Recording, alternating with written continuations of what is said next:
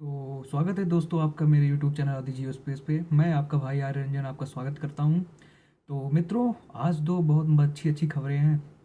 पहली तो है जिसमें बीएलए ने पाकिस्तान के कोस्ट गार्ड को हिट किया है।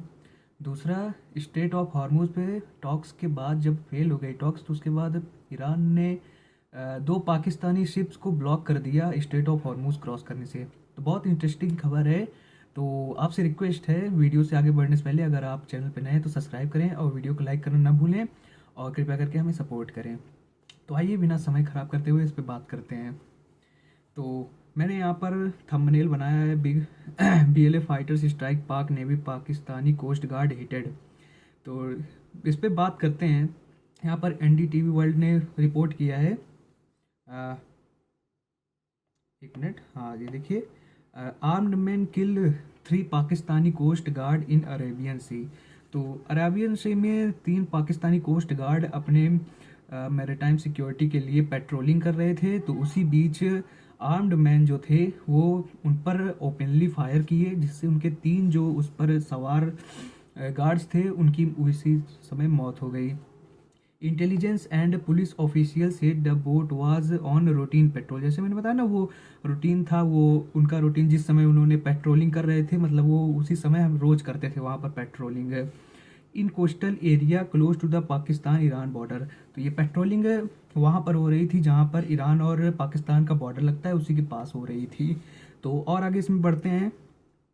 तो उसी में आगे खबर दी है, separatist insurgent killed 3 Pakistani coast guard personnel on Sunday in the first ever attack on the maritime authorities patrol boat operating in Arabian Sea, security official said.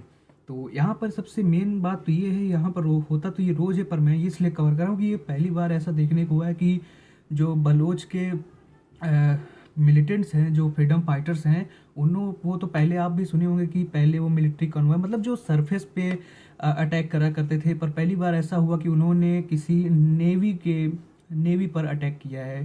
पहली बार ऐसा हुआ है कि उन्होंने ज़मीन छोड़ के पानी के किसी ऑब्जेक्ट को हिट किया है। नहीं तो उससे पहले आप भी सुनते होंगे कि बीएलए हमेशा किसी मिलिट्री कॉन्वॉय या कोई मिलिट्री से रिलेटेड कोई अगर जकीरा जा रहा है तो उस पर ही अटैक करते थे।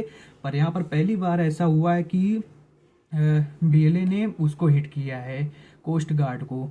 तो ये जो अगर इसकी बात करें तो ये कांड हुआ कहाँ है, तो ये हुआ है वहाँ पर जीवानी, जो कि ग्वादर पोर्ट से लगभग 80 किलोमीटर दूर है, जो कि जीवानी ईरान की तरफ है और ग्वादर से 80 किलोमीटर की दूरी पर है।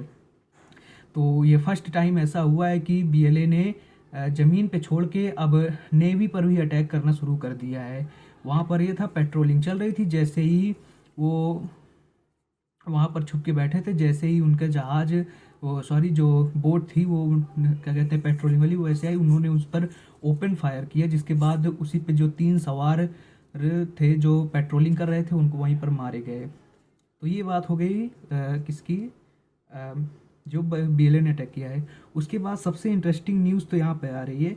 और सॉरी, उससे आगे बढ़ने पहले एक और चीज़ मैं बता दूँ, तो हमेशा की तरह जैसे ये अपनी नाकामयाबी का दूसरे पे ठोकते हैं, वैसे ही अब की बार इन्होंने कहा है, the Pakistani coast guard in the Arabian Sea, Pakistan reiterated its stance that Afghanistan Taliban government is providing safe havens for militants. तो हमेशा की तरह वही रोना, कुछ कर तो पाते नहीं हैं, और फिर से वही कह दिए कि ये जी उन्होंने अफगानिस्तान नहीं करवाया है, अफगानिस्तान ही बीएलए को सपोर्ट करवाया, उनको इंटेलिजेंस प्रोवाइड करवा के उन्हीं ने हमारे उसके कोस्टल गार्ड पे अटैक करवाया है। तो ये कि जो कि इनका हमेशा का है, उस पर कौन ही फिलहाल ध्यान देता है।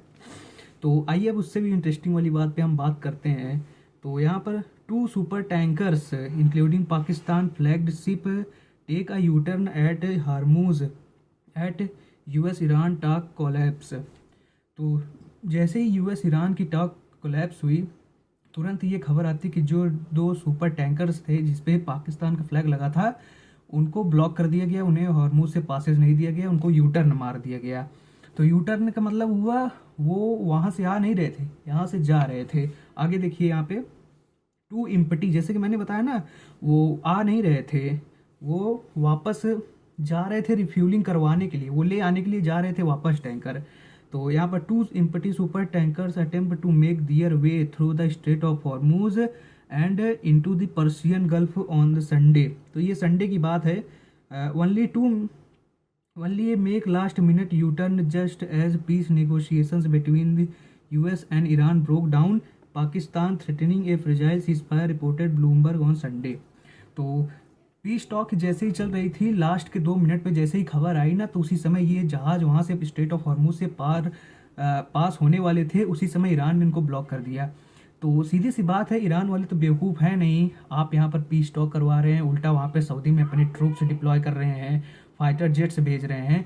तो आप क्या ईरान को बेवकूफ़ तो समझ के बैठे हैं क्या? ऐसा तो है नहीं कि उधर वो ईरान देखेगा कि हाँ जी हम इनको पासेस दे रहे हैं, इनकी मदद कर दे रहे हैं, इन पे कोई प्रेशर ना हो इकॉनमी का। पर आप दूसरी जगह क्या कर रहे हैं, डॉलर्स लेकर, जो सऊदी ने इनको लोन पास किया है कि आप डॉलर ले लें और आइए हमारे यहाँ लड़े ईरान से।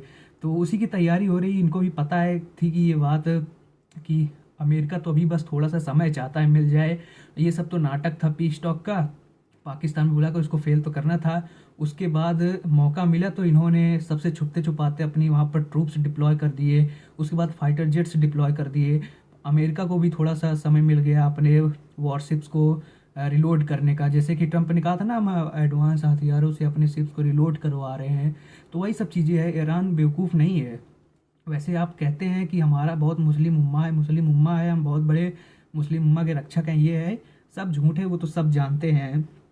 तो ये रही सारी खबर जो मुझे आपको देनी थी। तो वीडियो छोटी है, अगर आपने अभी तक यहाँ पर देखा तो मुझे पता है आपको फिर वीडियो अच्छी लगी होगी। तो आप कृपया करके चैनल को सब्सक्राइब और वीडियो को लाइक करना ना भूलें। तो मैं अभी और वीडियो लाऊंगा जिसमें मैं अपडेट देता रहूँगा, तो आप मेरे चैनल से जुड़ें और सपोर्ट करें।